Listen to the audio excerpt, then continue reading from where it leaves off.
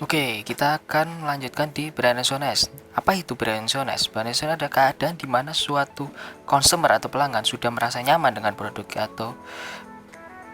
atau barang dari brand tersebut. Nah, di brand resonance ada sebuah piramid. Nah, di piramid ini ada bagian-bagiannya. Nah, di dasar piramid ada brand silence. Nah, lalu di atasnya ada brand performance dan imagery di bagian kedua terbawah dari piramida. Nah, di atasnya brand performance dan imagery ada brand judgment dan feeling. Nah, lalu di puncaknya lagi adalah brand resonance itu sendiri. Nah, kita akan membahas apa saja bagian dari piramida-piramida ini, dimulai dari yang paling bawah sendiri. Oke, brand silence adalah tahapan awal yang harus dilakukan sebuah brand sehingga tercipta awareness terhadap produk dari brand mereka. Seperti di Zara, mereka terkenal dengan sebuah brand fashion yang terkenal. Siapa yang nggak tahu desain-desain baju-baju dari Zara. Nah, oleh itu karena Zara juga sudah menjadi sebuah trend center ya di bidang fashion. Nah, seperti itu. Nah, kita akan membahas brand performance-nya. Dari brand performance itu apa sih? Kemampuan brand dalam memberikan seperti service kepada para pelanggannya. Nah, di Zara ini pakaiannya sangat fashionable tetapi harganya tidak terlalu murah. Nah, di segi ini adalah segi pricing-nya yang sangat menggiurkan. Walaupun mereka adalah sebuah trend center, tapi mereka dapat dibeli dengan harga yang cukup terjangkau, menengah ke atas. Walaupun begitu, tetapi mereka juga sangat kualitas yang diberikan sangat baik. Mereka sangat konsisten dalam menjaga suatu kualitas dari desain dari brand Zara itu sendiri. Nah, brand imagery adalah bagaimana konsumen menggambarkan sebuah brand. Nah, saat mengenal Zara, setiap orang pasti mengenal Zara itu adalah suatu brand fashion yang sangat terkenal di seluruh dunia. Suatu brand fashion yang sangat wow begitu, karena desainnya sangat stylish, sangat unik, dan merupakan contoh dari brand-brand lainnya karena merupakan trend center. Nah, walaupun desainnya unik, tapi mereka tetap trendy dan terlihat mewah, walaupun bajunya bisa dipakai untuk sehari-hari loh ya. Seperti itu. Oke, kita ke brand judgment. Brand judgment adalah opini-opini yang diberikan oleh customer terhadap suatu brand. Nah, Zara ini dikenal sebagai apa sih di masyarakat? Zara ini dikenal sebagai sebuah brand yang mengeluarkan sebuah desain yang sangat unik sehingga membuatnya sangat populer di masyarakat maupun di dunia. Orang akan berbondong-bondong membeli baju desainnya pas waktu itu akan keluar, seasonnya dipajang gitu. Orang akan berbondong-bondong untuk memiliki baju Zara ini, seperti itu. Nah, brand feeling adalah perasaan pelanggan saat memakai produk Zara. Nah, saat orang memakai Zara, pasti pamornya akan naik karena kebanyakan Zara itu dipakai oleh selebriti atau selebrita. Nah, secara tidak langsung feeling yang dirasakan oleh pengguna itu seperti, wah, artis idaman saya menggunakan baju yang sama dengan saya. Nah, sehingga saya bisa kembaran sama dengan artis kesukaan saya, itu suatu yang wow. Nah, sehingga itu ada kebanggaan tersendiri di dalam emosi para pelanggannya itu.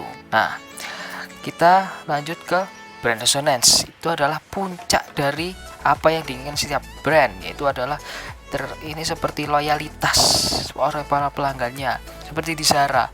Zara sekali memampangkan desainnya di website atau di beberapa store-nya itu langsung pasti tanpa babi bu orang akan langsung mencari, membeli dan berbondong-bondong karena pelanggan tahu desainnya dari Zara sudah bagus, kualitasnya bagus, sehingga saat barang itu sudah dipajang langsung diborong oleh para pelanggan-pelanggannya.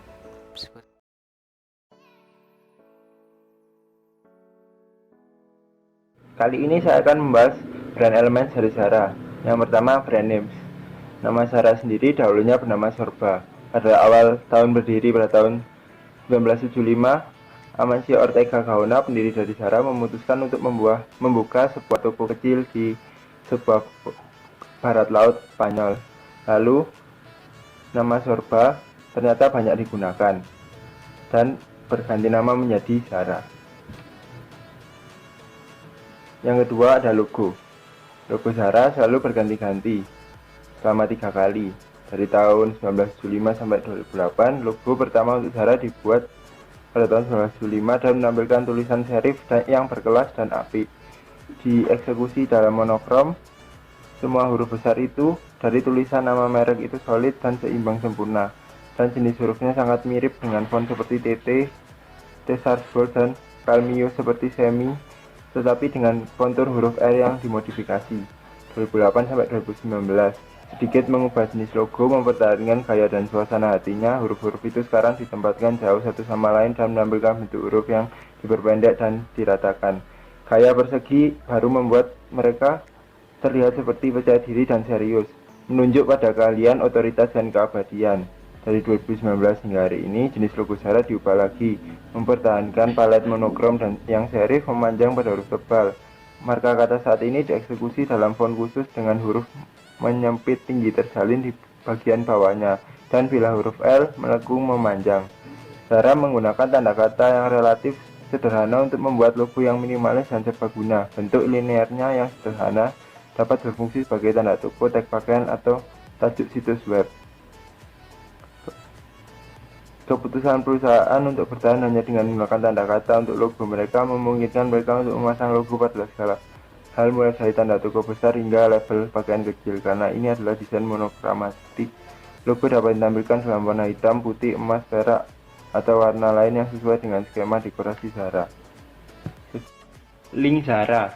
Zara memiliki link yang dapat diakses di semua negara dengan kode zara.com. Spesialisasi. Zara adalah salah satu merek retail fashion yang paling sukses di dunia dengan diperkenalkan konsep retail fashion sejak didirikan pada tahun 1975 di Spanyol. Zara bercita-cita untuk menyebarkan fashion di antara spektrum konsumen yang luas yang tersebar di berbagai budaya dan kelompok umur. Ini adalah pengecer pakaian terbesar di dunia. Zara selalu mengutamakan pelanggannya yang menjadikan mereka pembangkit tenaga listrik global. Mereka telah mendefinisikan perusahaan dan budaya mereka sejak awal. Karakteristik Zara merupakan pakaian yang disukai banyak masyarakat, fashion casual lifestyle yang digunakan sehari-hari, bisa untuk segala usia, mulai dari anak kecil hingga orang dewasa dan lansia. Zara tidak hanya menjual pakaian, Zara juga menjual parfum, celana, jaket, dan segala kebutuhan kasual lainnya. Sabuk pun juga ada.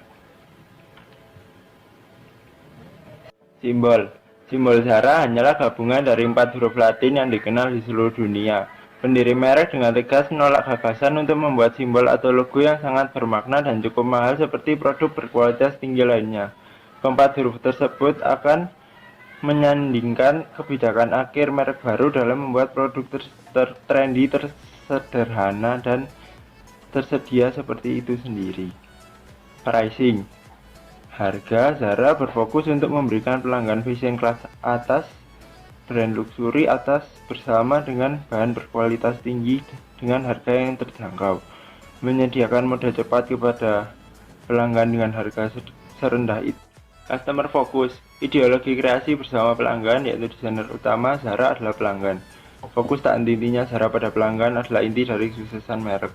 Ada banyak cerita menarik seputar bagaimana Zara bersama-sama menciptakan produknya dengan memanfaatkan masukan pelanggannya. Rahasia lain dari kesuksesan Zara, ada yang tahu, adalah mereka tersebut melatih dan memberdayakan karyawan dan manajer tokonya untuk menjadi sangat komprehensif tentang kebutuhan dan keinginan pelanggan dan cara pelanggan mengekspresikan diri. Zara adalah merek dengan gaya elegan yang sifatnya sangat pedesaan. Ini terutama karena gaya mereka yang unik. Mereka membawa mode gaya jalanan ke mode kelas atas yang sangat menarik dan diminati banyak orang. Self-image. Zara adalah salah satu merek di mana mereka membuat orang meningkatkan citra diri mereka dengan memakai merek dari Zara. Percaya diri dan unik memastikan bahwa pakaiannya selalu sesuai dengan tren masa kini. Iklan. Zara sangat merahasiakan iklan mereka karena basis pelanggan setia mereka yang besar dan mendapatkan pelanggan baru tanpa harus berikan sebanyak itu. Jadi Zara hanya berfokus pada investasi untuk pembukaan toko baru daripada melakukan iklan. Diferensiasi. Zara hanya mengizinkan desainnya tetap berada di lantai toko selama 3 hingga 4 minggu karena kapabilitas riset pelanggan Zara yang sangat cepat. Penawaran produk di seluruh dunia di berbagai tokonya adalah unik untuk kebutuhan dan keinginan pelanggan dalam perbedaan fisik, iklim, atau budaya negara tersebut.